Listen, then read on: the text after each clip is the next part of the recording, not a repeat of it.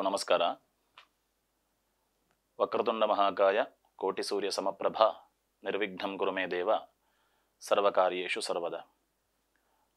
ಮಹಾಗಣಪತಿ ದೇವರನ್ನ ಆರಾಧ್ಯ ದೇವತೆಯಾಗಿ ನನ್ನ ಜೀವನದ ಸರ್ವಸ್ವ ಅಂತ ತಿಳ್ಕೊಂಡಂತಹ ಭಗವಂತನ ಚರಣಾರವಿಂದಗಳಿಗೆ ನತಮಸ್ತಕನಾಗಿ ಶ್ರಾವಣ ಮಾಸದ ಶುಕ್ಲ ಪಕ್ಷದ ಪಂಚಮಿಯ ದಿವಸ ನಾವು ನಾಗರ ಪಂಚಮಿ ಅಂತ ಏನು ಆರಾಧನೆ ಮಾಡಿಕೊಂಡು ಬರ್ತೇವ ಅಥವಾ ನಂಬಿಕೊಂಡು ಬರ್ತೇವ, ಆ ನಾಗರ ಪಂಚಮಿ ಅಂತ ಹೇಳುವಂತಹ ಒಂದು ಹಬ್ಬ ಏನುಂಟ, ಆ ಹಬ್ಬದ ಬಗ್ಗೆ, ಹಬ್ಬದ ವೈಶಿಷ್ಟ್ಯದ ಬಗ್ಗೆ ಒಂದೆರಡು ಮಾತಾಡಲಿಕ್ಕೆ ಇಷ್ಟಪಡ್ತೇನೆ. ಎಲ್ಲ ವೀಕ್ಷಕ ಬಂಧುಗಳಿಗೆ, ಆಸ್ತಿಕ ವರ್ಗಕ್ಕೆ, ಸಮಾಜಕ್ಕೆ, ದೇಶಕ್ಕೂ ಕೂಡ ನಾಗದೇವರು ಆಯುರಾರೋಗ್ಯ ಐಶ್ವರ್ಯಗಳನ್ನು ಕರುಣಿಸಲಿ ಅಂತ ಭಕ್ತವತ್ಸಲನಾದಂತಹ ನಾಗದೇವರಲ್ಲಿ ಭಕ್ತಿಯಿಂದ ಪ್ರಾರ್ಥನೆ ಮಾಡ್ತಾ, ಸಕಲರಿಗೂ ಕೂಡ ನಾಗದೇವರ ಅನುಗ್ರಹದಿಂದ ಒಳ್ಳೆಯದಾಗಲಿ ಅಂತ ಹೇಳುವಂತಹ ಪ್ರಾರ್ಥನೆಯೊಂದಿಗೆ ಎಲ್ಲರಿಗೂ ಆ ನಾಗರ ಪಂಚಮಿಯ ಶುಭಾಶಯಗಳನ್ನು ಪ್ರಥಮವಾಗಿ ಕೋರ್ತೇನೆ. ಅದೇ ರೀತಿಯಲ್ಲಿ ನಾವು ಯಾವುದೇ ಒಂದು ನಾಗರ ಪಂಚಮಿ ಅಂತ ಹೇಳುವ ವಿಚಾರ ಅಲ್ಲ, ಯಾವುದೇ ಒಂದು ರೀತಿಯಾದಂತಹ ಆರಾಧನೆಗಳನ್ನು ಮಾಡಿಕೊಂಡು ಬರುವಂತಹ ಸಂದರ್ಭದಲ್ಲಿ ಆ ಆರಾಧನೆಗಳ ಹಿಂದೆ ನಿರ್ದಿಷ್ಟವಾದಂಥ ಒಂದು ಉದ್ದೇಶ ಇರ್ತದೆ ಅಂತ ಅರ್ಥ. ಆ ನಿರ್ದಿಷ್ಟವಾದಂತಹ ಉದ್ದೇಶವನ್ನು ನಾವು ತಿಳಿದುಕೊಳ್ಳದೆ ಕೇವಲ ಆಚರಣೆಗಳನ್ನು ಮಾತ್ರ ಮಾಡಿಕೊಂಡು ಬಂದೆವು ಅಂತ ಹೇಳಿ ಆದರೆ ಅದು ಅರ್ಥಪೂರ್ಣ ಅಂತ ಆಗ್ಲಿಕ್ಕಿಲ್ಲ ಅಂತ ನನ್ನ ಗುರುಗಳು ಹೇಳ್ತಾ ಇದ್ದಂಥ ಮಾತು. ಹಾಗಾಗಿ ಒಂದು ಪಾಯಸವನ್ನು ನಾವು ತಯಾರು ಮಾಡ್ತೇವೆ. ಆ ಪಾಯಸವನ್ನು ತಯಾರು ಮಾಡಿದಾಗ ಆ ಪಾಯಸ ಹೇಗಾಗಿದೆ, ಅದರ ರುಚಿ ಹೇಗಾಗಿದೆ, ಅದು ಉತ್ಕೃಷ್ಟವಾಗಿದೆಯೋ ಅಥವಾ ಅದರಲ್ಲಿ ರುಚಿ ಕೆಟ್ಟಿದೆಯೋ, ಅದು ಅಡಿಗೆ ಏನಾದ್ರು ಹಿಡಿದಿದೆಯೋ ಅಥವಾ ಇನ್ನೇನಾದರೂ ಅದರಲ್ಲಿ ವಾಸನೆ ಬರ್ತಾ ಇದೆಯೋ, ಅದು ಹೇಗುಂಟು ಅಂತ ಹೇಳಿಕೊಂಡು ಅದರೊಳಗೆ ಮುಳುಗಿಸಿಟ್ಟಂತಹ ಸೌಟಿಗೆ ಅದರ ರುಚಿ ಗೊತ್ತಾಗುವುದಿಲ್ಲಂತೆ. ಆದರೆ ಆ ಪಾಯಸವನ್ನು ತಿಂದಂತಹ ಬಾಯಿ ಯಾವುದಿದೆಯೋ ಅಥವಾ ಯಾರು ಆ ಪಾಯಸವನ್ನು ಸೇವಿಸ್ತಾನೋ ಅವನಿಗೆ ಅದರ ರುಚಿ ಹೇಗುಂಟು ಅಂತ ಪೂರ್ಣವಾಗಿ ಅರ್ಥ ಆಗ್ತದೆ, ಅನುಭವಕ್ಕೆ ಬರ್ತದೆ.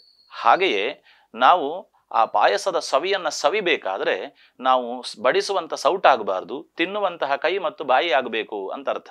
ಹಾಗಾಗಿ ನಾವು ಯಾವುದೇ ಒಂದು ರೀತಿಯಾದಂತಹ ಆಚರಣೆಗಳನ್ನು ನಡೆಸಿಕೊಂಡು ಬರುವುದರ ಹಿಂದೆ ಶಾಸ್ತ್ರೀಯವಾದಂತಹ ಒಂದಷ್ಟು ವಿಚಾರಗಳು ಮತ್ತು ವೈಜ್ಞಾನಿಕವಾದಂತಹ ಒಂದಷ್ಟು ಅರ್ಥಗಳು, ಉದ್ದೇಶಗಳು ಅದರ ಹಿಂದೆ ಇರುವಂಥದ್ದು ಸುಸ್ಪಷ್ಟ.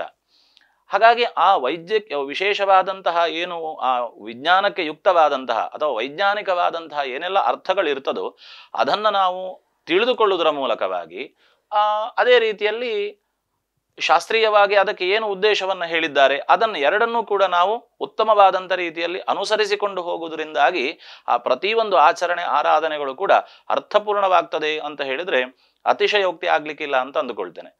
ಹಾಗಾಗಿ ನಾಗರ ಪಂಚಮಿ ಅಂತ ಹೇಳುವಂತಹ ವಿಚಾರಕ್ಕೆ ನಾವು ಬರುವುದಾದರೆ, ಶ್ರಾವಣ ಮಾಸದಲ್ಲಿ ಶುಕ್ಲ ಪಕ್ಷದಲ್ಲಿ ಪಂಚಮಿಯ ದಿವಸ ನಾವು ನಾಗರ ಪಂಚಮಿಯನ್ನು ಆಚರಣೆ ಮಾಡಿಕೊಂಡು ಬರ್ತೇವೆ. ಈ ನಾಗರ ಪಂಚಮಿ ಅಂತ ಹೇಳುವಂಥದ್ದನ್ನು ಆಚರಣೆ ಮಾಡುವಾಗ ಶುರುವಿಗೆ ಬರುವಂತಹ ಹಬ್ಬಗಳು, ಸಾಮಾನ್ಯವಾಗಿ ನಾವು ಹಬ್ಬ ಹರಿದಿನಗಳನ್ನು ಚಾಂದ್ರಮಾನಯುಕ್ತವಾಗಿ ನಡೆಸಿಕೊಂಡು ಬರುವಂಥದ್ದು ನಮ್ಮಲ್ಲಿರುವಂತಹ ಸಂಪ್ರದಾಯ. ಏನು ಚಾಂದ್ರಮಾನ ಸೌರಮಾನ ಅಂತ ಎರಡನೇದು ಸೌರಮಾನ, ಒಂದನೇದು ಚಾಂದ್ರಮಾನ. ಈ ಚಾಂದ್ರಮಾನ ಸೌರಮಾನಗಳಲ್ಲಿ ಏನು ವ್ಯತ್ಯಾಸ ಅಂತ ಯೋಚನೆ ಮಾಡಿದರೆ, ಈ ಸೂರ್ಯ ಒಂದು ರಾಶಿಯಲ್ಲಿ ಅಂದರೆ ಒಂದು ವಿಶೇಷವಾದಂಥ ಒಂದು ತಿಂಗಳ ಕಾಲ ಅಂತ, ಒಂದು ರಾಶಿ ಅಂದರೆ ಒಂದು ತಿಂಗಳ 30 ದಿವಸಗಳ ಕಾಲ ಅಂತ ನಾವು ಯೋಚಿಸ್ಬೋದು ಸಾಮಾನ್ಯವಾಗಿ. ಆ 30 ದಿನಗಳ ಕಾಲ ಸೂರ್ಯ ಒಂದು ರಾಶಿಯಲ್ಲಿ ಇರ್ತಾನೆ ಅಂತ. ಆ ಒಂದು ರಾಶಿಯಿಂದ ಇನ್ನೊಂದು ರಾಶಿಗೆ ಸೂರ್ಯ ಪ್ರವೇಶ ಮಾಡುವಂತಹ ಕಾಲವನ್ನು ನಾವು ಸಂಕ್ರಮಣ ಅಂತ ಕರಿತೇವೆ. ನಮ್ಮ ತುಳುನಾಡಿನಲ್ಲಿ ಸಾಮಾನ್ಯವಾಗಿ ನಾವು ಸೌರಮಾನಯುಕ್ತವಾದಂತಹ ಜೀವನ ಪದ್ಧತಿಯನ್ನು ಅನುಸರಿಸಿಕೊಂಡು ಬರುವಂಥದ್ದು ನಮಗೆ ಸಾಮಾನ್ಯವಾಗಿ ಕಂಡು ಬರುವಂತಹ ಒಂದು ವ್ಯವಸ್ಥೆ. ಅದೇ ರೀತಿಯಲ್ಲಿ ಚಾಂದ್ರಮಾನ ಅಂತ ಹೇಳುವಂತಹ ಸ್ಥಿತಿಯನ್ನು, ಆ ಚಂದ್ರನ ಒಂದು ಗತಿ ಏನುಂಟು ಅಥವಾ ಚಂದ್ರನ ಒಂದು ಚಲನೆ ಏನುಂಟು ಅದನ್ನು ಅನುಸರಿಸಿಕೊಂಡು ಹೇಳುವಂತಹ ಕಾಲಮಾನವನ್ನು ಚಾಂದ್ರಮಾನ ಅಂತ ಹೇಳ್ತಾರೆ. ಈ ಸೂರ್ಯ ಸಂಕ್ರಮಣ ಕಾಲಕ್ಕೆ ತನ್ನ ರಾಶಿಯನ್ನು ಬದಲಾಯಿಸುವಂತಹ ಹೊತ್ತು ಅಂತ ಹೇಳಿ ಆದರೆ, ಅಥವಾ ಸೂರ್ಯ ಬದಲಾಯಿಸುವಂತಹ ಹೊತ್ತಿಗೆ ಸಂಕ್ರಮಣ ಅಂತ ಹೇಳಿ ನಾವು ವಿಶ್ಲೇಷಣೆ ಮಾಡುವುದಾದರೆ, ಅಮಾವಾಸ್ಯೆಯ ದಿವಸ ಅಂದರೆ ಚಂದ್ರ ತನ್ನ ರಾಶಿಯನ್ನು ಬಿಟ್ಟು ಅಥವಾ ಚಂದ್ರ ತನ್ನ ಒಂದು ಗತಿಯನ್ನು ಬದಲಾಯಿಸುವಂತಹ ಒಂದು ಮಾಸ ಅಥವಾ ತಿಂಗಳು ಬದಲಾಗುವಂಥದ್ದನ್ನು ಚಾಂದ್ರಮಾನ ಅಂತ ಕರಿತೇವೆ. ಅಲ್ಲಿ ಚಂದ್ರನಿಗೆ ಅಮಾವಾಸ್ಯೆಯಿಂದಲೂ ಸೂರ್ಯನಿಗೆ ಸಂಕ್ರಮಣದಿಂದಲೂ ಆ ಮಾಸಗಳನ್ನು ವ್ಯತ್ಯಾಸ ಮಾಡುತ್ತಾರೆ. ಇಲ್ಲಿ ಸೂರ್ಯನಿಗೆ ಮೇಷಮಾಸ, ವೃಷಭ ಮಾಸ, ಮಿಥುನ ಮಾಸ, ಕರ್ಕಾಟಕ ಮಾಸ, ಸಿಂಹ ಮಾಸ ಅಂತ ನಾವು ಕಲ್ಪನೆ ಮಾಡಿಕೊಂಡು ಅದಕ್ಕೆ ಹೆಸರುಗಳನ್ನು ಇಟ್ಟುಕೊಂಡು ಬಂದರೆ, ಚಂದ್ರನಿಗೆ ಚೈತ್ರ ಮಾಸ, ವೈಶಾಖ ಮಾಸ, ಜ್ಯೇಷ್ಠ ಮಾಸ, ಆಷಾಢ ಮಾಸ, ಶ್ರಾವಣ ಮಾಸ, ಭಾದ್ರಪದ ಮಾಸ ಅಂತ ಅದನ್ನು ಬೇರೆ ಬೇರೆ ರೀತಿಯಾಗಿ ನಾವು ವಿಶ್ಲೇಷಣೆ ಮಾಡ್ತಾ ಬರ್ತೇವೆ. ಇಲ್ಲಿ ಹಬ್ಬ ಹರಿದಿನಗಳನ್ನು ಮಾಡುವಂತಹ ಸಂದರ್ಭದಲ್ಲಿ, ಆಚರಣೆ ಮಾಡುವಂತಹ ಸಂದರ್ಭದಲ್ಲಿ ಶ್ರಾವಣ ಮಾಸದ ಶುಕ್ಲ ಪಕ್ಷದ ಪಂಚಮಿ ಅಂತ ಹೇಳುವಂತಹ ಮಾಸದಲ್ಲಿ, ಅಂದರೆ ಶ್ರಾವಣ ಮಾಸದಲ್ಲಿ ಮೊದಲಿಗೆ ಹಬ್ಬ ಹರಿದಿನಗಳೆಲ್ಲವೂ ಸಾಮಾನ್ಯವಾಗಿ ಆರಂಭ ಆಗುವಂಥದ್ದೇ ಶ್ರಾವಣ ಮಾಸದಲ್ಲಿ. ಆ ಶ್ರಾವಣ ಮಾಸದ ಮೊದಲನೇ ಹಬ್ಬ ನಾಗರ ಪಂಚಮಿ ಅಂತ. ಹಾಗಾಗಿ ಮೊಟ್ಟ ಮೊದಲು ನಾವು ಆಚರಣೆ ಮಾಡುವಂತಹ ಸೇವೆ ಯಾವುದಾದ್ರಿದ್ರೆ ನಾಗದೇವರಿಗೆ.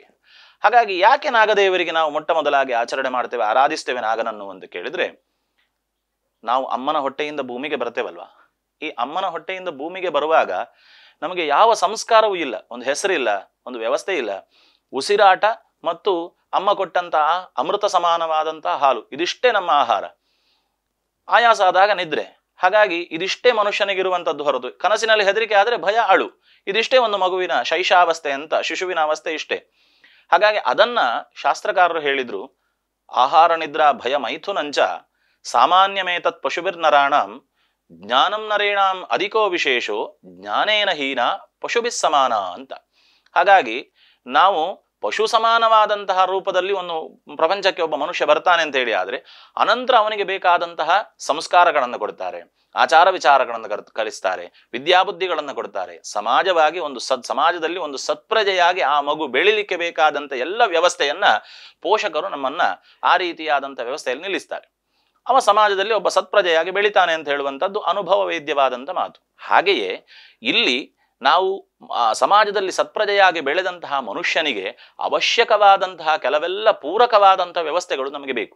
ಏನು ಬೇಕು ಅಂತ ಕೇಳಿದ್ರೆ, ನಮಗೆ ಮೊದಲು ಪಂಚಭೂತಾತ್ಮಕವಾದಂತಹ ವ್ಯವಸ್ಥೆ ಬೇಕು ಇಲ್ಲಿ ಅಲ್ವಾ. ಪೃಥಿವಿ, ಅಪಹ, ತೇಜ, ವಾಯು, ಆಕಾಶ ಅಂತ ಹೇಳುವಂತಹ ಆ ಪಂಚಭೂತಾತ್ಮಕವಾದಂತಹ ವ್ಯವಸ್ಥೆ ನಮಗೆ ಇಲ್ಲಿ ಬೇಕು. ಹಾಗಾಗಿ ಈ ಪಂಚಭೂತಾತ್ಮಕವಾದಂತಹ ವ್ಯವಸ್ಥೆ, ಭೂಮಿ, ಅಗ್ನಿ, ನೀರು, ಗಾಳಿ, ಆಕಾಶ ಅಂತ ನಾವು ಏನು ಅದನ್ನ ವಿಂಗಡಣೆ ಮಾಡ್ತೇವೋ ಅಲ್ಲಿ ಪ್ರತಿಯೊಂದು ಕೂಡ ನಮಗೆ ಜೀವನಕ್ಕೆ ಅತ್ಯವಶ್ಯಕವಾದಂಥ ವಿಚಾರ.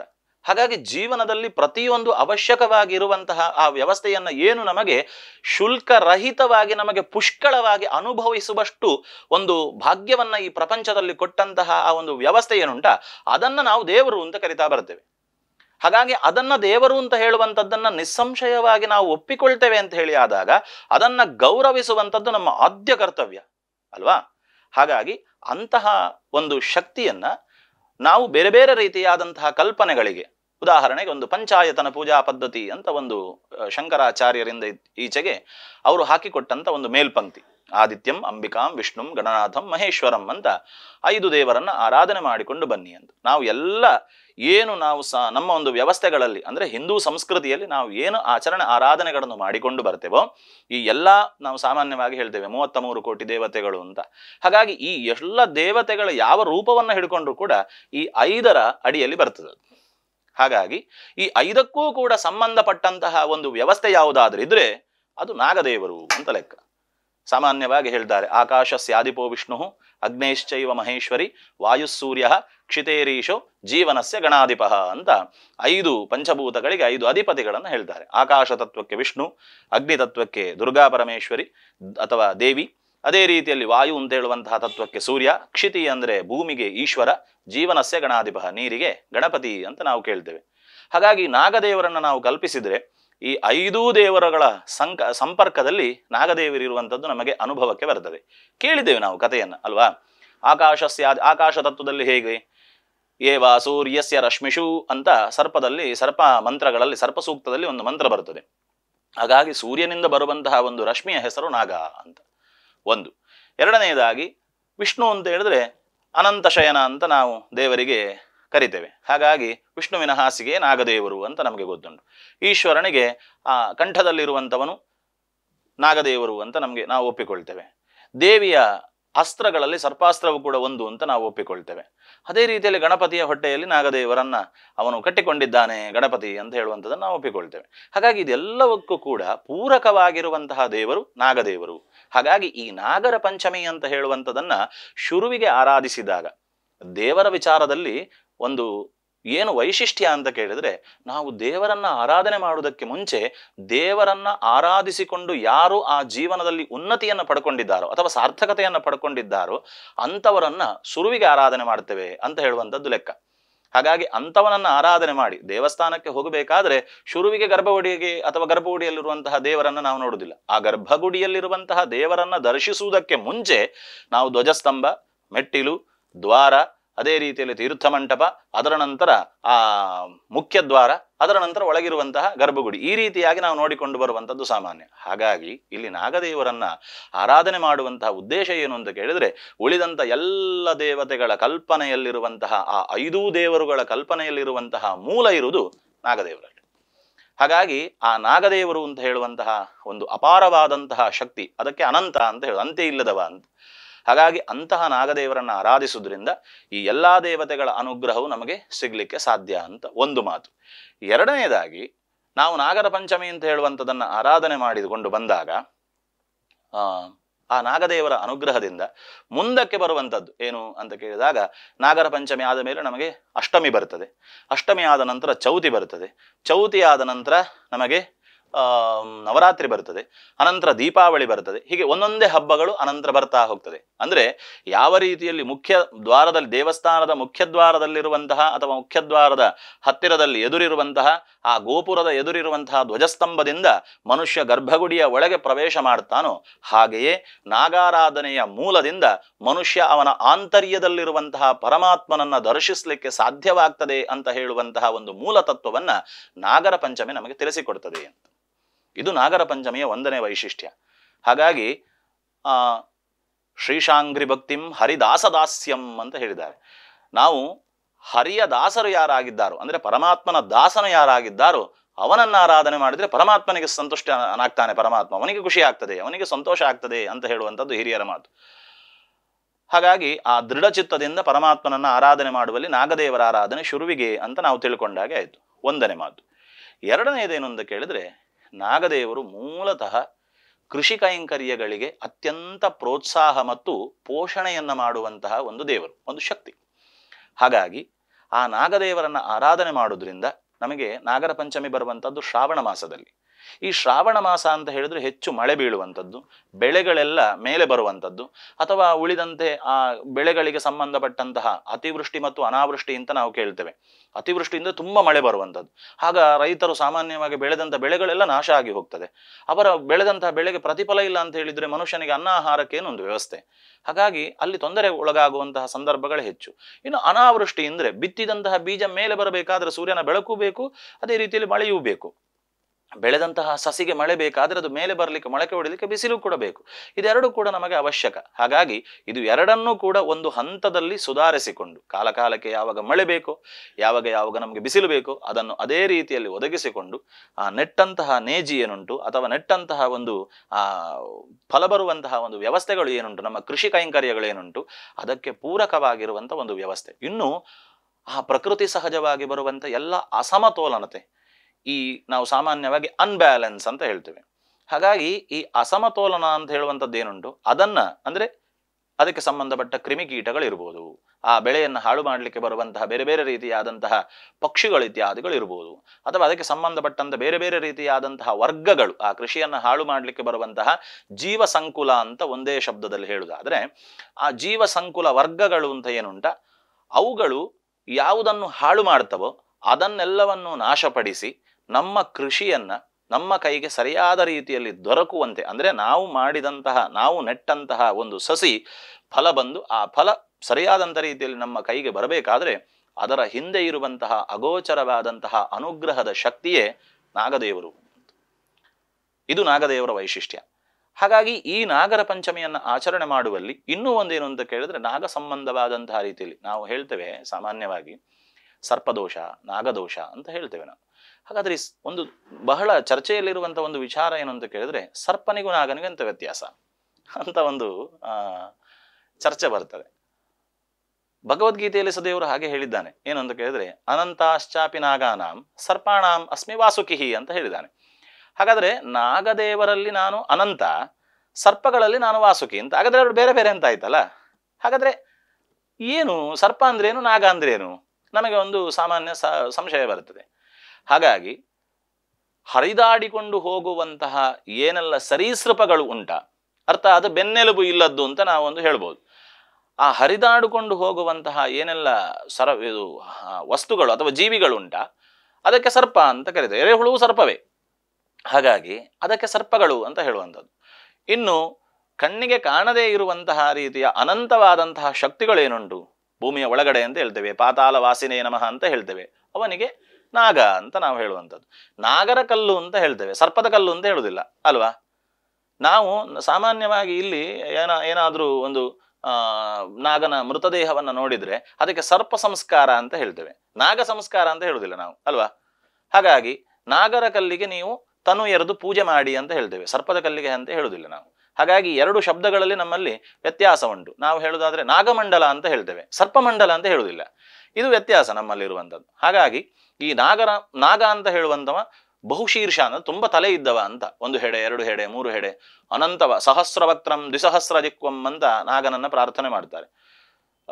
1000 ಹೆಡೆ ಇದ್ದವ, 2000 ನಾಲಿಗೆ ಇದ್ದವ ಅಂತ, ಜೇನಿನ ಬಣ್ಣದ ಕಣ್ಣಿದ್ದವ ಇತ್ಯಾದಿಗಳನ್ನು ಅವನನ್ನು ನಾವು ಸ್ತುತಿಸ್ತೇವೆ. ಹಾಗಾಗಿ ಈ ನಾಗರ ಪಂಚಮಿಯಲ್ಲಿ ನಾಗ ಮತ್ತು ಸರ್ಪಕ್ಕಿರುವಂಥ ವ್ಯತ್ಯಾಸ ನಮಗೆ ಗೊತ್ತಾಯಿತು ಅಂತ. ಆ ಕಣ್ಣಿಗೆ ಕಾಣದೇ ಇರುವಂತಹ ನಮಗೆ ಬರುವಂತಹ ಪ್ರತಿಯೊಂದು ಪ್ರತಿಕೂಲ ಪರಿಸ್ಥಿತಿಯನ್ನ ತನ್ನ ಅನುಗ್ರಹದಿಂದಲೇ ನಾಶ ಮಾಡಿ ಬೇಕಾದಂತಹ ಎಲ್ಲ ರೀತಿಯಾದಂತಹ ಪೂರಕವಾದಂತಹ ವಾತಾವರಣವನ್ನು ಅನುಗ್ರಹಿಸುವಂತಹ ಅಗೋಚರವಾದಂತಹ ಮತ್ತು ಪ್ರಪಂಚದ ಪ್ರತಿಯೊಂದು ಸ್ಥಿತಿಗತಿಗಳನ್ನು ತನ್ನ ಇಚ್ಛಾನುಸಾರವಾಗಿ ನಡೆಸುವಂತಹ ಮಹಾನ್ ಶಕ್ತಿಯನ್ನ ನಾವು ನಾಗದೇವರು ಅಂತ ಕರಿತೇವೆ. ಆ ನಾಗದೇವರನ್ನ ನಾಗರ ಪಂಚಮಿಯ ದಿವಸ ಉಪಾಸನೆ ಮಾಡುವಾಗ ಒಂದು ಕೃಷಿ ಕೈಂಕರ್ಯವಾದಂತಹ ವ್ಯವಸ್ಥೆಗೆ, ಎರಡನೇದಾಗಿ ಏನಂತ ಕೇಳಿದ್ರೆ ನಮಗೆ ಚರ್ಮ ಸಂಬಂಧವಾಗಿ ದೃಷ್ಟಿ ಸಂಬಂಧವಾಗಿ ನಾಗದೇವರ ಅನುಗ್ರಹ ಅಂತ ಹೇಳುವಂಥದ್ದು ಅತ್ಯವಶ್ಯಕ ಅಂತ ನಾವು ತಿಳ್ಕೊಂಡಿದ್ದೇವೆ. ನಮ್ಮ ಹಿರಿಯರು ಹೇಳಿದಂತಹ ಮಾತುಗಳು ನಮಗೆ ಅನುಭವಕ್ಕೆ ಬಂದದ್ದು ಕೂಡ ಉಂಟು. ಹಾಗಾಗಿ ಚರ್ಮ ಸಂಬಂಧವಾದಂತಹ ಯಾವುದೇ ಒಂದು ರೋಗಗಳಿಗೆ ನಾಗ ಇರುವಂತಹ ಅಥವಾ ನಾಗ ಸಂಬಂಧವಾದಂತಹ ಭೂಮಿ, ಅದರ ಮಣ್ಣು, ನಾವಿವತ್ತು ಸುಬ್ರಹ್ಮಣ್ಯಕ್ಕೆ ಹೋದರೆ ಅಲ್ಲಿಯ ಮಣ್ಣು ಮೃತ್ತಿಕಾ ಪ್ರಸಾದ ಅಂತ ತರುತ್ತೇವೆ. ಹಾಗಾಗಿ ಆ ಮೃತ್ತಿಕಾ ಪ್ರಸಾದ ಎಷ್ಟೋ ಔಷಧೀಯ ಗುಣಗಳನ್ನ ಹೊಂದಿಕೊಂಡಿದೆ ಅಂತ ಹೇಳುವಂಥದ್ದು ನಿಸ್ಸಂಶಯ. ಹಾಗಾಗಿ ಅದರ ಬಗ್ಗೆ ಹೆಚ್ಚು ಮಾತಾಡ್ಲಿಕ್ಕೆ ಹೋಗುದಿಲ್ಲ ನಾನು. ಅದು ನಿಸ್ಸಂಶಯ ನಮಗೆ ಒಂದು. ಎರಡನೇದೇನು ಅಂತ ಕೇಳಿದ್ರೆ, ಈ ನಾಗರ ಪಂಚಮಿಯ ಹಿನ್ನೆಲೆಯಲ್ಲಿ ನಾವು ವಿಜ್ಞಾನ ಮತ್ತು ಶಾಸ್ತ್ರ ಇದೆರಡನ್ನು ಕೂಡ ನಾವು ನೋಡಿಕೊಂಡು ಹೋಗುವುದಾದ್ರೆ, ಶಾಸ್ತ್ರ ಪ್ರಕಾರವಾಗಿ ಅಥವಾ ಆರಾಧನೆಯ ಹಿನ್ನೆಲೆಯಲ್ಲಿ ನಾವು ಭಕ್ತಿ ಪ್ರಧಾನವಾದಂತಹ ವಿಚಾರಗಳನ್ನು ಮುಂದಿಟ್ಟುಕೊಂಡು ಹೋಗುವಂತಹ ಸಂದರ್ಭದಲ್ಲಿ ನಮಗೆ ಅಲ್ಲೊಂದು ಕತೆ ಕೂಡ ಬರ್ತದೆ. ಒಬ್ಬ ಹೆಣ್ಣು ಮಗಳು ನಾಗನನ್ನ ಆರಾಧನೆ ಮಾಡಿಕೊಂಡು ಬಂದಾಗ ಆ ಒಳಿದು ಬಂದಂತಹ ನಾಗದೇವರನ್ನ ಪೋಷಿಸ್ತಾ ಅದಕ್ಕೆ ಬೇಕಾದಂತಹ ಅನ್ನ ಇತ್ಯಾದಿಗಳನ್ನ, ಏನು ಹಾಲು ಇತ್ಯಾದಿಗಳನ್ನು ಕೊಟ್ಟು ಅದನ್ನ ಸಾಕುವಂತಹ ಸಂದರ್ಭದಲ್ಲಿ ಅವಳ ಮಾತನ್ನ ಧಿಕ್ಕರಿಸಿ ಹೋದಂತಹ ಅಣ್ಣಂದಿರಿಗೆ ಸರ್ಪದಂಶನ ಅದು ಕಚ್ಚಿ ಅವರ ಏನು ನಾಶ ಆದಂತಹ ಮರಣ ಇತ್ಯಾದಿಗಳವರಿಗೆ ಪ್ರಾಪ್ತಿಯಾದಂತಹ ಸಂದರ್ಭದಲ್ಲಿ ಇವಳ ಭಕ್ತಿಗೆ ಒಲಿದಂತಹ ನಾಗದೇವರು ಆ ವಿಷವನ್ನೆಲ್ಲ ತೆಗೆದು ಅವನಿಗೆ ಪುನರ್ಜೀವನವನ್ನು ಒದಗಿಸಿಕೊಡ್ತಾನೆ ಅಂತ ಕೂಡ ಹೇಳ್ತಾರೆ. ಹಾಗೆ ಆ ರೂಪದಲ್ಲಿ ನೋಡುವುದಾದ್ರೆ ಒಂದು ಬಾಂಧವ್ಯ ಅಂದ್ರೆ ನಾವು ರಕ್ಷಾಬಂಧನ ಇತ್ಯಾದಿಗಳನ್ನು ಮಾಡಿಕೊಂಡು ಹೋಗುವಾಗ ಆ ಬಾಂಧವ್ಯ ಅಂತ ಹೇಳುವಂಥದ್ದನ್ನು ತುಂಬ ರೀತಿಯಲ್ಲಿ ನಾವು ಒಪ್ಪಿಕೊಂಡು ಬರ್ತೇವೆ. ಅದು ಬೆಲೆ ಕಟ್ಟಲಾಗದಂತಹ ಒಂದು ವ್ಯವಸ್ಥೆ. ಅಣ್ಣ ತಂಗಿಯ ಪ್ರೀತಿ, ಸಹೋದರರ ಪ್ರೀತಿ, ಒಂದು ಬಾಂಧವರಿಂದ ಕೂಡಿಕೊಂಡಂತಹ ಪ್ರೀತಿ. ಈ ಪ್ರೀತಿಗೆ ನಮಗೆ ಬೆಲೆ ಕಟ್ಟಲಿಕ್ಕೆ ಯಾವಾಗಲೂ ಸಾಧ್ಯ ಇಲ್ಲ. ದುಡ್ಡು ಕೊಟ್ಟು ಯಾವುದನ್ನು ನಾವು ತಗೊಳ್ಬೋದು ಅಲ್ವಾ, ಪ್ರೀತಿಯನ್ನು ಬೆಲೆ ಕೊಟ್ಟು ತಗೊಳ್ಳಿ, ಅದು ಸಾಧ್ಯ ಉಂಟಾ? ಅದು ಮನಸ್ಸಿಗೆ ಸಂಬಂಧಪಟ್ಟದ್ದು. ಹಾಗಾಗಿ ಒಂದು ನಾಗರ ಪಂಚಮಿ ಅಂತ ನೀವು ಆಚರಣೆ ಮಾಡುವುದಾದ್ರೆ, ಇವತ್ತು ನಮ್ಮ ತುಳುನಾಡಿನಲ್ಲಿ ಒಂದು ವೈಶಿಷ್ಟ್ಯ ಏನು ಅಂತ ಕೇಳಿದ್ರೆ, ನಾನು ಎಷ್ಟೋ ನಾಗಬನಕ್ಕೆ ಪೂಜೆಗೆ ಹೋಗುವಾಗ ಬಾಂಬೆಯಿಂದ ಬಂದವರಿದ್ದಾರೆ ಪೂಜೆಗೆ, ಡೆಲ್ಲಿಯಿಂದ ಬರುವವರಿದ್ದಾರೆ. ನಾಗರ ಪಂಚಮಿ ಅತ್ತೆ ಅವು ಒಂಜಿ ನಾಗಗೊಂಜಿ ಎಂಕ್ಲ ನಾಗದೇವರಗೊಂಜಿ ಎಂಕ್ಲ ಪೇರು ಪಾಟಿಜಿ ಜಾಂಡ ಎಂಚ ಭಟ್ರೆ ಅಂತ ಹೇಳುವವರಿದ್ದಾರೆ. ಡೆಲ್ಲಿಯಿಂದ ಅಥವಾ ಬಾಂಬೆಯಿಂದ ಫ್ಲೈಟಲ್ಲಿ ಬಂದು ಬೆಳಗ್ಗೆ ಇಲ್ಲಿ ಬಂದು ಮನೆಗೆ ಹೋಗಿ ಸ್ನಾನ ಮಾಡಿ ಶುದ್ಧ ಮಾಡಿ ನಾಗದೇವರದ್ದು ದನದ ಹಾಲು ಹಿಡ್ಕೊಂಡು ಬಂದು ನಾಗದೇವರಿಗೆ ಅಭಿಷೇಕ ಮಾಡಿ ಮಧ್ಯಾಹ್ನ ಊಟ ಮಾಡಿ ಸಂಜೆ ಹೋಗುವವರಿದ್ದಾರೆ. ಅಂದ್ರೆ ನಾಗದೇವರ ಮೇಲೆ ಇಟ್ಟಂತಹ ಭಯ ಭಕ್ತಿಗಳು ಎಷ್ಟು ಉಂಟ. ಇದೆಲ್ಲದರ ಒಳಗೆ ನಾಗದೇವರು ಒಂದು ಕುಟುಂಬವನ್ನ ಕಟ್ಟಿ ಹಾಕಿದಂತಹ ಈ ಒಂದು ನಾಗರ ಪಂಚಮಿಯ ಒಂದು ಒಳಗೆ, ಅಂದ್ರೆ ಆ ಒಂದು ನಾಗರ ಪಂಚಮಿಯ ಆರಾಧನೆಯ ಸುತ್ತ ನಾಗದೇವರು ತನ್ನ ಆ ಒಂದು ಅನುಗ್ರಹದಿಂದಾಗಿ ಇಡೀ ಕುಟುಂಬವನ್ನ ಒಟ್ಟು ಮಾಡ್ತಾನಲ್ಲ, ಅದು ಅನನ್ಯವಾದಂಥ ವಿಚಾರ ಅಂತ ಅತ್ಯಂತ ನನಗೆ ಏನಂತ ಮನಸ್ಸು ತುಂಬಿ ಬರ್ತದೆ ಆ ಒಂದು ವಿಚಾರ ನೋಡುವಾಗ. ಇಡೀ ಕುಟುಂಬ ನಾಗದೇವರು ಮತ್ತು ದೈವದೇವರು ಅಂತ ಹೇಳುವಂಥ ಒಂದು ಆರಾಧನೆಯ ವ್ಯವಸ್ಥೆಯಲ್ಲಿ ತುಂಬ ಒಟ್ಟಾಗ್ತದಲ್ಲ, ಇದು ನಮ್ಮ ತುಳುನಾಡಿನ ಒಂದು ವೈಶಿಷ್ಟ್ಯ ಅಂತ. ನಮ್ಮ ತುಳುನಾಡು ಇವತ್ತು ಯಾಕೆ ಎಲ್ಲ ರೀತಿಯಾದಂತಹ ಒಂದು ವ್ಯವಸ್ಥೆಗಳಿಂದಲೂ ಕೂಡ ಆಯಾಯ ಪ್ರದೇಶದ ಆಚರಣೆಗಳು ಆಯಾಯ ಪ್ರದೇಶಕ್ಕೆ ದೊಡ್ಡದು, ಯಾವುದು ಮೇಲೆ ಯಾವುದು ಕೇಳಲ್ಲ.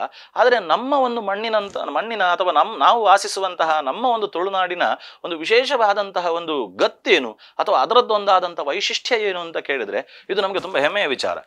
ಆರಾಧನೆಯಲ್ಲಿ, ಪೂಜಾ ಪುರಸ್ಕಾರಾದಿಗಳಲ್ಲಿ ಮತ್ತು ಇದನ್ನು ಅರ್ಥಪೂರ್ಣವಾಗಿ ಆಚರಿಸುವಂಥದ್ರಲ್ಲಿ ಅದರ ಉದ್ದೇಶಗಳನ್ನು ತಿಳಿದುಕೊಳ್ಳುವಲ್ಲಿ ನಾವು ತುಳು ಜನರು ತುಂಬ ಮುಂದೆ ಇದ್ದೇವೆ.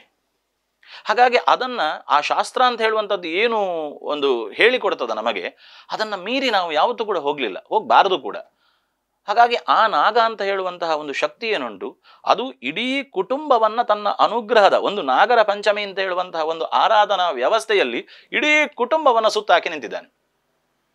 ಆ ಸುತ್ತಾಕಿ ನಿಂತಹ ಒಂದು ವ್ಯವಸ್ಥೆಯಲ್ಲಿ ಅವನ ಅನುಗ್ರಹವನ್ನು ನಾವು ಪಡೆಕೊಂಡೆವು ಅಂತ ಹೇಳಿ ಆದರೆ ನಮಗೆ ಆರೋಗ್ಯಕ್ಕಾಗ್ಲಿ, ನೆಮ್ಮದಿಗಾಗ್ಲಿ, ಉದ್ಯೋಗಕ್ಕಾಗ್ಲಿ, ಜೀವನದ ಕೃಷಿ ಕೈಂಕರ್ಯಾದಿ ವ್ಯವಸ್ಥೆಗಳಿಗಾಗ್ಲಿ, ಬದುಕುವಂತಹ ಒಂದು ಪ್ರತಿ ಒಂದು ಹಂತಕ್ಕಾಗ್ಲಿ ಯಾವುದೇ ತೊಂದರೆ ಬರುವುದಿಲ್ಲ ಅಂತ ಹೇಳುವಂಥದ್ದು ವಿಚಾರ. ಆದರೆ ಇದರ ಹಿನ್ನೆಲೆಯಲ್ಲಿ ಏನು ಅಂತ ಕೇಳಿದರೆ, ಮನುಷ್ಯನಿಗೆ ನಂಬಿಕೆ ಅಂತ ಹೇಳುವಂಥದ್ದು ತುಂಬ ಮುಖ್ಯ. ನಾವು ಯಾವುದೇ ಒಂದು ವಿಚಾರವನ್ನು ಹೇಳುವಾಗ ಅದಕ್ಕೆ ಪೂರಕವಾಗಿಯೂ ಇರ್ತದೆ, ಪ್ರತಿಕೂಲವಾಗಿಯೂ ಇರ್ತದೆ. ಒಂದು ಮಾತು ಅಂತ ಹೇಳುವಂಥದ್ದು ಯಾವಾಗ ನಾವು ಹೇಳ್ತೇವೋ, ಹಿರಿಯರು ಹೇಳ್ತಾರೆ ಮಾತು ಹೇಗಿರಬೇಕು ಅಂತ ಕೇಳಿದ್ರೆ, ನುಡಿದರೆ ಮುತ್ತಿನ ಹಾರದಂತಿರಬೇಕು, ನುಡಿದರೆ ಸ್ಫಟಿಕದ ಶಲಾಕೆಯಂತಿರಬೇಕು, ನುಡಿದರೆ ಮಾಣಿಕ್ಯದ ದೀಪ್ತಿಯಂತಿರಬೇಕು, ನುಡಿದರೆ ಲಿಂಗ ಮೆಚ್ಚಿ ಅಹುದಹುದೆನ್ನಬೇಕಯ್ಯ ಸರ್ವಜ್ಞ. ಇದು ಸರ್ವಜ್ಞ ವಚನದಲ್ಲಿ ಬರುವಂಥದ್ದು, ನಾವು ಸಣ್ಣದಿರುವಾಗ ಕಲ್ತದ್ದು. ಹಾಗಾಗಿ ಈ ರೀತಿಯಾದಂತಹ ಮಾತು ನಾನು ಇವತ್ತು ಇಲ್ಲಿ ಕೂತ್ಕೊಂಡು ಮಾತಾಡ್ತೇನೆ ಅಂತ ಹೇಳಿ ಆದರೆ ನಾನು ಪೂರ್ಣವಾಗಿ ಒಪ್ಪಿಕೊಳ್ತೇನೆ, ಇದಕ್ಕೆ ಕಾರಣ ನನ್ನ ಆರಾಧ್ಯ ದೇವರು ಮತ್ತು ನಾಗದೇವರ ಅನುಗ್ರಹ ಅಂತ. ಇಲ್ಲದಿದ್ರೆ ಈ ಒಂದು ಹಂತದಲ್ಲಿ ಕೂತ್ಕೊಂಡು ಮಾತಾಡುವಂತಹ ಒಂದು ಶಕ್ತಿ ಆಗ್ಲಿ, ಸಾಮರ್ಥ್ಯ ಆಗ್ಲಿ, ಇದ್ಯಾವುದು ಕೂಡ ನಮಗೆ ಬರ್ಲಿಕ್ಕೆ ಸಾಧ್ಯ ಇಲ್ಲ.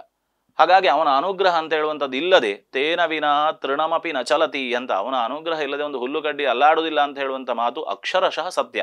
ಇದು ನಾನು ಅನುಭವದಿಂದ ಹೇಳುವಂಥ ಮಾತು.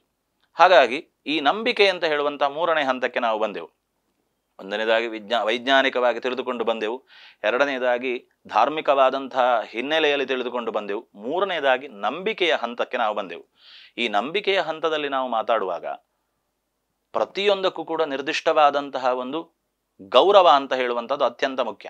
ನಾವು ಆಗ ಹೇಳಿದ ಹಾಗೆ ಮನುಷ್ಯ ಯಾವುದೇ ಒಂದು ಸಂಸ್ಕಾರಹೀನನಾಗಿ, ಸಂಸ್ಕಾರ ರಹಿತನಾಗಿ ಪ್ರಪಂಚಕ್ಕೆ ಬಂದಾಗ ಈ ಆಚರಣೆ ಆರಾಧನೆಗಳ ಹಿನ್ನೆಲೆಯಲ್ಲಿ ಅವ ನಿರ್ದಿಷ್ಟವಾದಂತಹ ಒಂದು ಅರ್ಥಪೂರ್ಣವಾದಂತಹ ವ್ಯಕ್ತಿಯಾಗಿ ಸಮಾಜಕ್ಕೆ ತನ್ನಿಂದಾದಂತಹ ಕೊಡುಗೆಯನ್ನು ಏನಾದರೂ ಕೊಡಲಿಕ್ಕೆ ಸಾಧ್ಯ ಉಂಟು ಅಂತೇಳಿ ಆದರೆ ಆ ನಿರ್ದಿಷ್ಟವಾದಂತಹ ಸಂಸ್ಕಾರಗಳು ಅವನನ್ನು ಅಂತಹ ಸತ್ಪ್ರಜೆಯಾಗಿ ಬೆಳೆಸ್ತವೆ ಅಂತ ಹೇಳುವಂಥದ್ದು ನಿರ್ವಿವಾದ ಅಂತೇಳಿ ಆದರೆ ಈ ಆಚರಣೆ ಆರಾಧನೆಗಳನ್ನು ತಿಳಿದುಕೊಂಡಂತಹ ವ್ಯಕ್ತಿಯೂ ಕೂಡ ಅಥವಾ ಇಂತಹ ವ್ಯಕ್ತಿಗಳಿಂದಲೂ ಕೂಡ ಆ ಆಚರಣೆಗೂ ಒಂದು ಅರ್ಥ ಬರುತ್ತದೆ.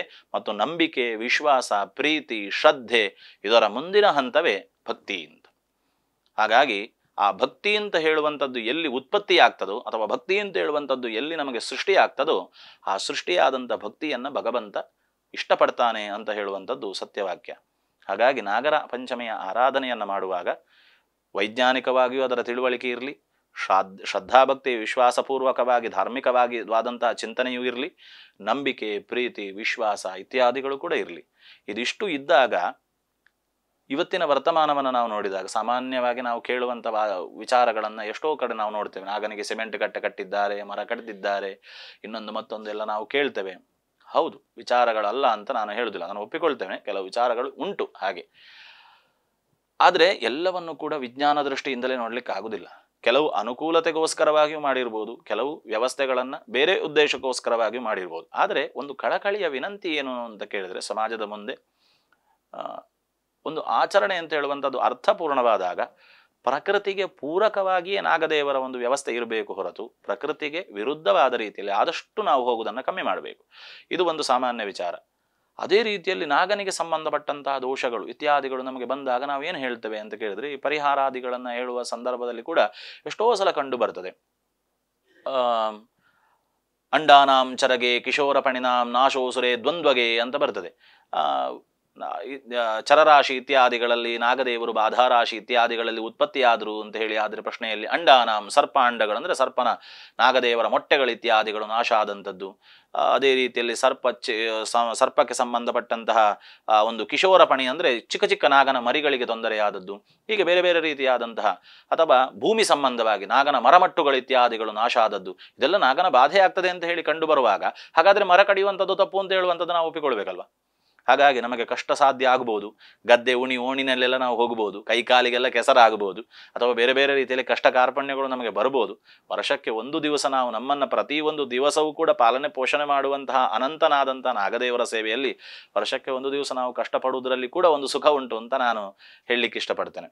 ಹಾಗಾಗಿ ಆದಷ್ಟು ಆ ಮೂಲ ಸೊಗಡನ್ನು ಉಳಿಸಿಕೊಂಡು ಹೋಗುವ, ಪಂಚವರ್ಣದ ಮಣ್ಣು ಅಂತ ನಾವೇನು ಹೇಳ್ತೇವೆ, ಆ ಮಣ್ಣಿನ ಒಂದು ಸೊಗಡು, ಅದರ ಮೂಲ ಸತ್ವವನ್ನು ಉಳಿಸಿಕೊಳ್ಳುವ, ಆದಷ್ಟು ಅದನ್ನು ಆಧುನಿಕತೆಯ ಕಡೆಗೆ ಕರೆದುಕೊಂಡು ಬರುವಂಥದ್ದನ್ನು ಸ್ವಲ್ಪ ನಾವು ನಿಲ್ಲಿಸುವುದು ಒಳ್ಳೆಯದು ಅಂತ ನನಗೆ ಅನ್ನಿಸ್ತದೆ.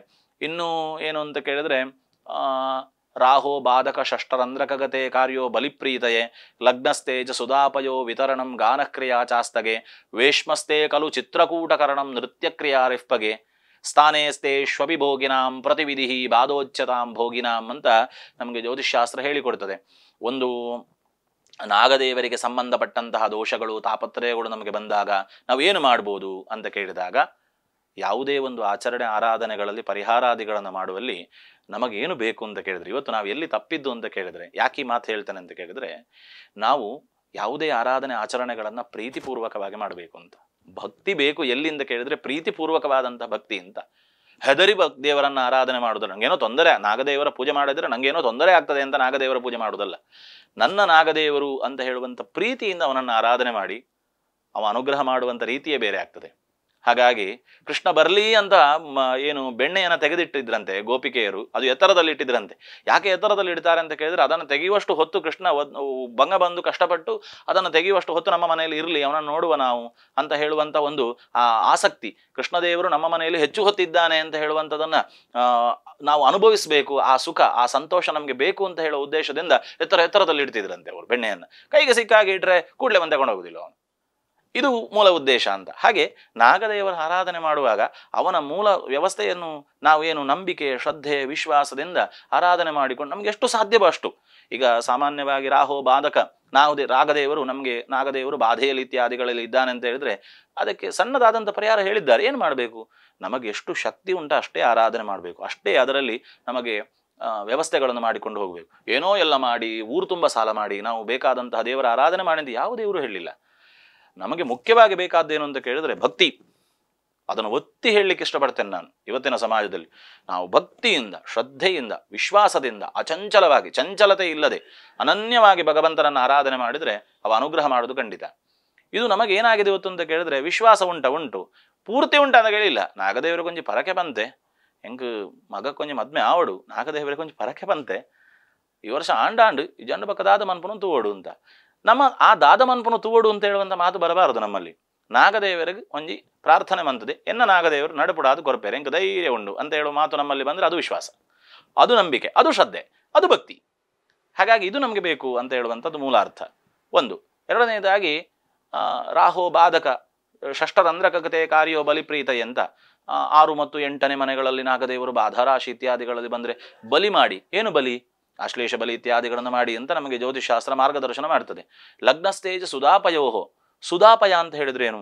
ನಾಗದೇವರಿಗೆ ಅಭಿಷೇಕಾದಿಗಳನ್ನು, ಹಾಲಿಟ್ಟು ಸೇವೆ ಇತ್ಯಾದಿಗಳೆಲ್ಲ ನಮಗೆ ಬರ್ತದೆ. ಆ ರೀತಿಯಲ್ಲಿ ನಾಗದೇವರನ್ನು ಆರಾಧನೆ ಮಾಡಿ, ಅದೇ ರೀತಿಯಲ್ಲಿ ಇನ್ನೂ ಜಾಸ್ತಿ ಆದಂತಹ ನಾಗದೇವರ ಸೇವೆಗಳು ಇತ್ಯಾದಿಗಳನ್ನು ಮಾಡಬೇಕಾದಂತಹ ಸಂದರ್ಭ ಬಂದಾಗ ನಾಗದರ್ಶನಗಳು ಅಥವಾ ಅದಕ್ಕೆ ಸಂಬಂಧಪಟ್ಟಂತಹ ಸೇವೆಗಳು, ದೊಡ್ಡ ದೊಡ್ಡ ರೀತಿಯಾದಂಥ ಸೇವೆಗಳು, ಅದು ಒಬ್ಬನಿಗೆ ಸಂಬಂಧಪಟ್ಟು ಮಾಡುವಂಥದ್ದಲ್ಲ. ಇಡೀ ಗ್ರಾಮ, ಊರು, ಪರಿಸರ, ದೇಶ ಇತ್ಯಾದಿಗಳಿಗೆಲ್ಲದಕ್ಕೆ ಸಂಬಂಧಪಟ್ಟು ಅದು ಹೇಳುವಂಥದ್ದು. ಕೊನೆಯಲ್ಲಿ ಹೇಳ್ತಾರೆ ಏನು? ಸ್ಥಾನೇಸ್ತೆ ಶ್ವಭಿಭೋಗಿನಾಂ ಪ್ರತಿವಿಧಿ ಬಾಧೋಚ್ಯತಾಂ ಭೋಗಿನಾಂ ಅಂತ. ಏನು ಕಷ್ಟವನ್ನು ಅನುಭವಿಸುವಂತಹ ವ್ಯಕ್ತಿಗಳು ಅಥವಾ ಯಾರೆಲ್ಲ ಇದ್ದಾರೋ ಅವರಿಗೆ ಅವರ ಶಕ್ತಿಯಾನುಸಾರವಾಗಿ ಮತ್ತು ವ್ಯವಸ್ಥೆಯ ಅನುಸಾರವಾದಂಥ ರೀತಿಯಲ್ಲಿ ಆ ಪರಿಹಾರವೂ ಆಗಬೇಕು, ಅವರಿಗೆ ಅದರಿಂದ ಶ್ರೇಯಸ್ಸು ಸಿಗಬೇಕು. ಇದು ಎರಡನ್ನೂ ಕೂಡ ನೋಡಿಕೊಂಡು ಪರಿಹಾರ ಹೇಳಿ ಅಂತ ಹೇಳುವಂಥ ಜವಾಬ್ದಾರಿ ಕೂಡ ಇರ್ತದೆ. ಹಾಗಾಗಿ ಆ ಜವಾಬ್ದಾರಿಯನ್ನು ಅರಿತವರದನ್ನು ಸರಿಯಾಗಿ ಮಾಡ್ತಾರೆ ಅಂತ ಹೇಳುವಂತಹ ವಿಶ್ವಾಸವನ್ನಿಟ್ಟುಕೊಳ್ಳುವ. ಎರಡನೇದಾಗಿ ಏನಂತ ಕೇಳಿದ್ರೆ, ನಮ್ಮಲ್ಲಿ ಪ್ರಾಕೃತಿಕವಾಗಿ ನಮ್ಮಲ್ಲಿ ಏನು ಬೇಕು ಅಂತ ಕೇಳಿದ್ರೆ, ನಮ್ಮ ನಾಗದೇವರ ಹತ್ರ ನಾವು ಹೋಗಬೇಕು. ಅಪ್ಪ ಅಮ್ಮನನ್ನು ಕಳಿಸುವುದು, ಆರ್ಪೋಪೇರು ಕುಟುಂಬದ ಒಂಜಿ ಒರಿಯ ಪೊಂಡ ಅಂಡು ಅದಲ್ಲ. ನಾವು ನಮ್ಮಷ್ಟಕ್ಕೆ ಹೋಗಿ ನಮ್ಮ ನಾಗದೇವರನ್ನು ನೋಡಿ, ಅಟ್ಲೀಸ್ಟ್ ಈಗ ವ್ಯವಸ್ಥೆಗಳು ಹೇಗಾಗಿದೆ ಅಂತ ಕೇಳಿದ್ರೆ ಎಲ್ಲ ಕಡೆಯಲ್ಲಿ ತುಂಬ ನಾಗದೇವರ ಆ ಒಂದು ಕಲ್ಲುಗಳಿರ್ತವೆ. ನಮ್ಮ ಕುಟುಂಬದಲ್ಲಿ, ನನ್ನ ಹೆಂಡತಿ ಕುಟುಂಬದಲ್ಲಿ, ನನ್ನ ಅಪ್ಪನ ಕುಟುಂಬದಲ್ಲಿ ಅಂತ ಆಗಿರ್ತದೆ. ಹಾಗಾಗಿ ನಾವೆಲ್ಲ ಕುಟುಂಬಕ್ಕೆ ಹೋಗ್ಲಿಕ್ಕೆ, ಎಲ್ಲ ಕಡೆಗೆ ಹೋಗ್ಲಿಕ್ಕೆ ಆಗುದಿಲ್ಲ. ಆಯಾಯ ಸಂದರ್ಭಗಳಿಗೆ ಅನುಸಾರವಾಗಿ ಆಗ್ಲಿಲ್ಲ ಅಂತ ಹೇಳಿ ಆದ್ರೆ ಇದು ಯಾವುದೂ ವ್ಯವಸ್ಥೆ ನಮಗೆ ನಮ್ಮ ಕುಟುಂಬದ ನಾಗ ಇತ್ಯಾದಿಗಳು ಅದೆಲ್ಲ ಸಮಸ್ಯೆಗಳು ನಮಗೆ ಬಂದಾಗ ನಾಗ ಅಂತ ಹೇಳುವಂಥದ್ದು ಕುಟುಂಬಕ್ಕೆ ಸಂಬಂಧಪಟ್ಟು ಅಂತ ಹೇಳುವುದಕ್ಕಿಂತಲೂ ಜಾಸ್ತಿಯಾಗಿ ನಾಗದೇವರು ಜಾಗಕ್ಕೆ ಸಂಬಂಧಪಟ್ಟಿರುವಂಥದ್ದೇ ಜಾಸ್ತಿ. ಇದೊಂದು ಮುಖ್ಯ ವಿಚಾರ. ನಾವು ಇವತ್ತು ಹೇಳ್ತೇವೆ ಕುಟುಂಬದ ನಾಗ ಅಂತ. ಕುಟುಂಬದವರು ವಾಸವಾಗಿರುವಂತಹ ಸಂದರ್ಭದಲ್ಲಿ ಆ ಮೂಲ ಭೂಮಿಯಲ್ಲಿ ಯಾವುದು ನಾಗನನ್ನ ಆರಾಧನೆ ಮಾಡಿಕೊಂಡು ಬಂದಿದ್ರೋ ಆ ನಾಗದೇವರು ಆ ಕುಟುಂಬಕ್ಕೆ ಸಂಬಂಧಪಟ್ಟ ಮೂಲ ಭೂಮಿಯ ನಾಗನಾಗಿರ್ತಾನೆ. ಅದು ಕುಟುಂಬದ ನಾಗ ಅಂತ ಹೇಳುವಂಥ ಶಬ್ದ ಅಷ್ಟು ಸರಿಯಾಗುವುದಿಲ್ಲ. ಅದು ಈಗ ಒಂದು ಕುಟುಂಬ ಒಂದು ಜಾಗ ಅಂತ ಹೇಳಿದಾಗ ಆ ಜಾಗದಲ್ಲಿ 10 ವರ್ಗ ಇರ್ತದೆ ಅಲ್ವಾ. ಭಟ್ರ ನಕಲ್ನ ಜಾಗಡೆ ಉಂಡು, ಅಥವಾ ಶಟ್ರ ನಕಲ್ನ ಜಾಗಡೆ ಉಂಡು, ಪೂಜಾರ ನಕಲ್ನ ಜಾಗಡೆ ಉಂಡು ಅಂತ ಹೇಳ್ತಾರೆ. ಈಗ ಯಾವುದೋ ಒಂದು ಉದಾಹರಣೆಗೆ ಒಂದು ಶಟ್ರ ಜಾಗದಲ್ಲಿ ಒಂದು ನಾಗದೇವರಿದ್ದಾರೆ ಅಂತೇಳಿ ಆದರೆ ಆ ಶೆಟ್ರಿಗೆ ಮಾತ್ರ ಅದು ಸಂಬಂಧಪಟ್ಟಿರುವುದಿಲ್ಲ, ಅದಕ್ಕೆ ಸಂಬಂಧಪಟ್ಟ 10 ವರ್ಗ ಇರ್ತದೆ ಅಲ್ಲಿ. ಎಲ್ಲರೂ ಪ್ರೀತಿಪೂರ್ವಕವಾಗಿ ಆರಾಧನೆ ಮಾಡಿಕೊಂಡು ಬರ್ತಾರೆ. ಹಾಗಾಗಿ ನಾಗದೇವರು ಕುಟುಂಬವನ್ನು ಮಾತ್ರ ಒಗ್ಗೂಡಿಸುವುದಲ್ಲ, ಸಮಾಜವನ್ನು ಕೂಡ ಒಗ್ಗೂಡಿಸ್ತಾನೆ. ಇಲ್ಲಿ ಮುಖ್ಯ ವಿಚಾರ ಏನು ಅಂತ ಕೇಳಿದ್ರೆ, ಎಂಕಲ್ನ ನಾಗದೇವರಂತ ಹೇಳಿ ನಾಳೆ ಅದನ್ನು ಜೀರ್ಣೋದ್ಧಾರ ಮಾಡಬೇಕು ಅಂತ ಹೇಳುವಂಥ ಒಂದು ವ್ಯವಸ್ಥೆಗೆ ಇವರೆಲ್ಲ ಮುಂದಾದರೆ ಅಲ್ಲಿ ಯಾರೂ ಹಿಂದೆ ನಿಲ್ಲುವುದಿಲ್ಲ ಅಲ್ವಾ. ಅಲ್ಲಿ ಎಲ್ಲ ಸಮಾಜದ ಬೇರೆ ಬೇರೆ ರೀತಿಯಾದಂತಹ ವರ್ಗಗಳು ಯಾರೆಲ್ಲ ಇರ್ತಾರೋ ಅವರೆಲ್ಲರೂ ಅದರಲ್ಲಿ ಸೇರಿಕೊಳ್ತಾರೆ. ಹಾಗಾಗಿ ಇಡೀ ಸಮಾಜವನ್ನು ಒಗ್ಗೂಡಿಸುವಂತಹ ಒಂದು ಅರ್ಥಪೂರ್ಣವಾದಂತಹ ಕೆಲಸವನ್ನು ನಾಗದೇವರ ನಾಗರ ಪಂಚಮಿ ನಮಗೆ ಮಾಡಿಕೊಡ್ತದೆ.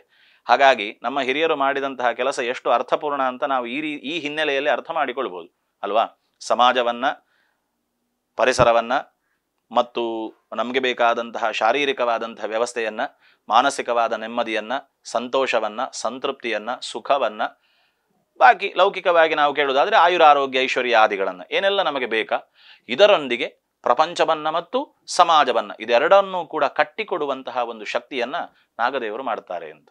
ಹಾಗಾಗಿ ಅಂತಹ ನಾಗದೇವರನ್ನ ವಿಶ್ವಂಬರ ಅಂತ ಗಣಪತಿಗೊಂದು ಹೆಸರುಂಟು. ವಿಶ್ವಂಬರ ಅಂತ ಗಣಪತಿ ಪ್ರಪಂಚವನ್ನೇ ವ್ಯಾಪಿಸಿಕೊಂಡವ ಅಂತ. ಆ ಗಣಪತಿಯ ಹೊಟ್ಟೆಯಲ್ಲಿ ಕಟ್ಟಿಕೊಂಡಂಥವನು ನಾಗದೇವರು ಅಂತ ಅರ್ಥ. ಹಾಗಾಗಿ ಗಣಪತಿಯ ಹೊಟ್ಟೆಯಲ್ಲಿ ಪ್ರಪಂಚವೇ ಗಣಪತಿಯ ವಿಶ್ವಂಬರ ಅಂತೆ ಪ್ರಪಂಚವೇ ಗಣಪತಿ ಅಂತ ಹೇಳುವಂಥ ಕಲ್ಪನೆಯನ್ನು ನಾವು ಮಾಡಿಕೊಂಡ್ರೆ ಆ ಪ್ರಪಂಚವನ್ನ ಕಟ್ಟಿದವ ನಾಗದೇವರು ಅಂತ ಆಯ್ತು ಅಲ್ವಾ. ಹಾಗಾಗಿ ಪ್ರಪಂಚವನ್ನ ಕಟ್ಟುವಂತಹ ನಾಗದೇವರನ್ನ ನಾವು ಆರಾಧನೆ ಮಾಡಿದ್ರೆ ನಮ್ಮ ಬದುಕನ್ನ ನಾಗದೇವರು ಕಟ್ಟಲಿಕ್ಕಿಲ್ವಾ? ಖಂಡಿತವಾಗಿ ಕಟ್ತಾನೆ. ಹಾಗಾದ್ರೆ ಅವನು ಕಟ್ತಾನೆ ಅಂತ ಹೇಳುವಲ್ಲಿ ನಮಗೇನು ಬೇಕು ಅಂತ ಕೇಳಿದ್ರೆ ಒಂದು ಶ್ರದ್ಧೆ ಬೇಕು, ಒಂದು ವಿಶ್ವಾಸ ಬೇಕು, ಒಂದು ಭಕ್ತಿ ಬೇಕು. ಯಾವ ಕೆಲಸವೂ ಕೂಡ ಮೋಕ್ಷ ಸಾಧನ ಸಾಮಗ್ರಿಯಾಂ ಭಕ್ತಿರೇವ ಗರೀಯಸಿ ಅಂತ ಒಂದು ಮಾತುಂಟು, ಭಾಗವತದಲ್ಲಿ ಬರ್ತದೆ. ನಮಗೆ ಮೋಕ್ಷ ಸಾಧನಗಳು ಅಂತ ಅಂದರೆ ಜೀವನದಿಂದ ನಮಗೆ ಏನು ಸಾರ್ಥಕತೆಯನ್ನು ಅನುಭವಿಸಬೇಕಾ ಅದರ ದಾರಿಯಲ್ಲಿ ಭಕ್ತಿ ಮುಖ್ಯವಾಗಿರ್ತದೆ ಅಂತ. ಹಾಗಾಗಿ ಆ ಭಕ್ತಿಯನ್ನು ಮುಂದಿಟ್ಟುಕೊಂಡು ನಾಗರ ಪಂಚಮಿಯನ್ನು ಆರಾಧನೆ ಮಾಡಿ ಇದಿಷ್ಟು ವಿಚಾರಗಳನ್ನು ಮನಸ್ಸಿನಲ್ಲಿಟ್ಟುಕೊಳ್ಳಿ. ನಾಗದೇವರ ಅನುಗ್ರಹ ಎಲ್ಲರಿಗೂ ಕೂಡ ಸಿಗಲಿ. ಅರ್ಥಪೂರ್ಣವಾದಂತಹ ಆಚರಣೆಗಳ ಹಿನ್ನೆಲೆಯಲ್ಲಿ ನಮಗೆ ಬೇಕಾದಂತಹ ಔಚಿತ್ಯಪೂರ್ಣವಾದಂತಹ ಸ್ಥಿತಿ ನಮ್ಮದಾಗಲಿ. ಸಮಾಜಕ್ಕೆ ಬಂದಂತಹ ಏನು ಭಿನ್ನಾಭಿಪ್ರಾಯವೋ ಕಲಹವೋ ಇವತ್ತಿನ ದಿವಸ ನಾವು ಅನುಭವಿಸುವಂತಹ ಮನಸ್ತಾಪಾದಿಗಳು ಅಥವಾ ಯಾವ ರೀತಿಯಾದಂತಹ ಒಂದು ಮಾನಸಿಕವಾಗಿಯೂ ಸಾಮಾಜಿಕವಾಗಿ ಗೌರವಯುತವಾಗಿ ಬದುಕುವಂತಹ ಒಂದು ಹಿನ್ನೆಲೆಗೆ ಸಂಬಂಧಪಟ್ಟು ಪುರುಷರಿಗೂ ಮಹಿಳೆಯರಿಗೂ ಮಕ್ಕಳಿಗೂ ಎಲ್ಲರಿಗೂ ಕೂಡ ಬೇಕಾದ. ಯಾಕಂದರೆ ನಾವು ಇದನ್ನು ಪೂರ್ಣವಾದ ರೀತಿಯಲ್ಲಿ ಆಚರಣೆ ಮಾಡಿಕೊಂಡು ಅರ್ಥಪೂರ್ಣವಾಗಿ ಹೇಳಿದರೆ ಮುಂದಿನ ಮಕ್ಕಳಿಗೆ ಅಂದರೆ ಮುಂದಿನ ಜನರೇಷನ್ ಅಂತ ನಾವೇನು ಹೇಳ್ತೇವೆ ಆ ಮುಂದಿನ ಜನಾಂಗಕ್ಕೂ ಕೂಡ ಒಳ್ಳೆಯ ಒಂದು ಸಂದೇಶವನ್ನು ನಾವು ಕೊಟ್ಟ ಹಾಗೆ ಆಗ್ತದೆ ಅಂತ. ಇಲ್ಲದ್ರೆ ನಾಳೆ ಮಕ್ಕಳು ನಮ್ಮ ಹತ್ರ ಕೇಳ್ತಾರೆ, ನಾಗರ ಪಂಚಮಿ ದಯಮನ್ಪೋಡು ದಯಪೋಡು ಆಡೆಮುಟ್ಟ ಅಂತ ನಾವು ಕೇಳ್ತೇವೆ. ಹಾಗಾಗಿ ಇದರತ್ತ ನಾವೆಲ್ಲರೂ ಕೂಡ ಗಮನ ಹರಿಸುವಂತಹ ಒಂದು ಅಗತ್ಯ ಕಾಣ್ತದೆ. ನಾವು ಅದನ್ನು ಅರ್ಥಪೂರ್ಣವಾಗಿ ಆಚರಿಸಿಕೊಂಡು ಬರುವ ನಾಗದೇವರ ಅನುಗ್ರಹದಿಂದ ನಮಗೂ ನಮ್ಮ ಮನೆಯವರಿಗೂ ಮಕ್ಕಳಿಗೂ ಸಮಾಜಕ್ಕೂ ದೇಶಕ್ಕೂ ಎಲ್ಲರಿಗೂ ಒಳ್ಳೆಯದಾಗಲಿ. ಪ್ರಪಂಚವೆಲ್ಲ ಸುಭಿಕ್ಷೆಯಲ್ಲಿರಲಿ. ಬಂದಂತಹ ಎಲ್ಲ ರೀತಿಯಾದಂಥ ತೊಂದರೆ ತಾಪತ್ರಯಗಳು ಪರಿಹಾರ ಆಗಲಿ. ಲೋಕದಲ್ಲಿ ಸುಖ ಶಾಂತಿ ನೆಲೆಸಲಿ. ಭಗವಂತನ ಅನುಗ್ರಹದಿಂದ ಸರ್ವರಿಗೂ ಒಳ್ಳೆಯದಾಗಲಿ ಅಂತ ನಾಗದೇವರಲ್ಲಿಯೂ ಆರಾಧ್ಯ ದೇವತೆಯಾದಂತಹ ಮಹಾಗಣಪತಿಯಲ್ಲಿಯೂ ಪುನಃ ಪ್ರಾರ್ಥಿಸಿ ನನ್ನ 2 ಮಾತನ್ನು ಮುಗಿಸ್ತೇನೆ. ಸಿದ್ಧಿವಿನಾಯಕ ಅರ್ಪಣಮಸ್ತು.